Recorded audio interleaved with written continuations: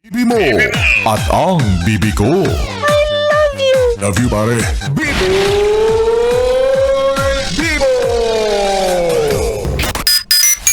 Dati, nung bata pa ako, pangarap kong tumulong sa mga mahihirap paglaki ko.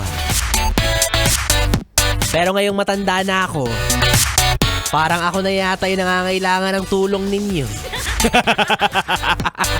Ay nako! Ang tagal-tagal ng sweldo!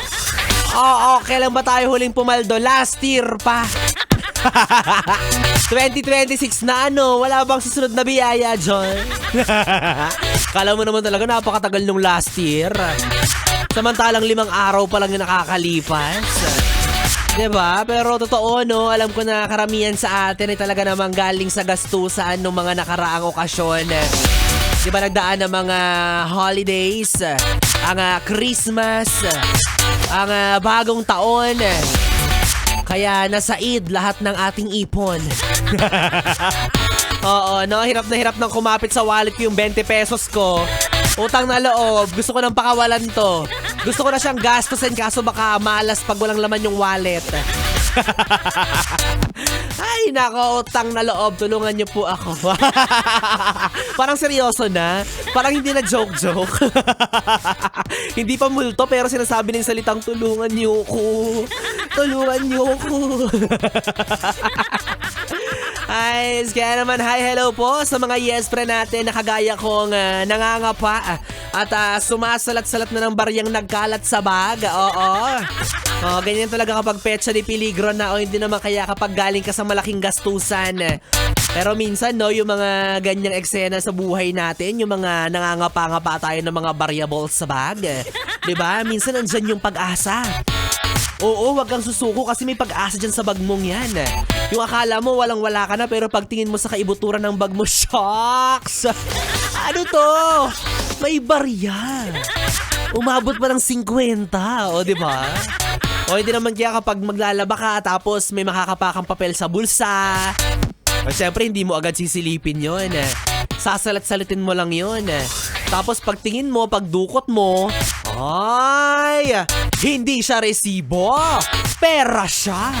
Talaga namang mapapasabi ka ng hallelujah. Grabe, no? Pero aminin mo, yes, friend. Yan yung mga pagkakataon sa buhay na feeling mo inaapi ka ng mundo, diba? Kasi yung iba parang ang dami-daming pera tapos tayo parang nga. Oo, tapos feeling mo wala ka ng pag-asa, 'di ba? Pero ang plot twist, magkakaroon ng himala. 'Yan. May biglang darating na biyaya, oh. At sa moment na 'yan, mapapasabi ka talaga ng oh! Diba? O ibig sabihin niyan, naririnig at nakikita talaga tayo ng mundo, diba? Ika nga, God will provide. O, diba? Kumbaga yung mga pangangailangan mo, ibibigay niya yan sa'yo. Oo, pero yung mga kaartehan at luho mo, bahala ka na sa buhay mo, ha? Siguro pwede mo yan i-assess sa kalaban ni God. Charot lang. Try mo doon hingin. Basta ang mahalaga naman, yes, friend, ay nairaos natin ang taong 2025. Diba? At nakatawid tayo ng matiwasay sa taong 2026. At sana, diba, sa mga susunod na buwan, sa mga susunod na taon, sa mga susunod na bahagi ng ating buhay, ay mairaos natin ang lahat ng pwede nating iraos. O kahit pa tumirik yung mata natin, diba? Mas masarap daw yan. Yun ba, patirik na yung mata mo sa sarap ng kinakain mo. Diba ganun yun? No? Kasi mayaman ka na, nakakaluwag-luwag ka na, nakakain mo na yung mga gusto mong kainin na mamahalin. Pero sa ngayon, kung medyo nahihirapan ka, kahit pa paano, no? Sabi nga ni Donalyn Bartolome, maging grateful pa rin tayo kasi nga back to work na, dapat daw masaya. Okay, sabi mo yan edi, yay! Happy? Yes, happy! Ay, nako. At ang mahalaga, di ba? Ang most importantly, ang most important sa lahat ay nagagamit mo yung mga bagay na binabayaran mo, yung mga pangangailangan mo. Yan! Ako, napakahalaga niyan. Like kuryente, tubig, pagkain.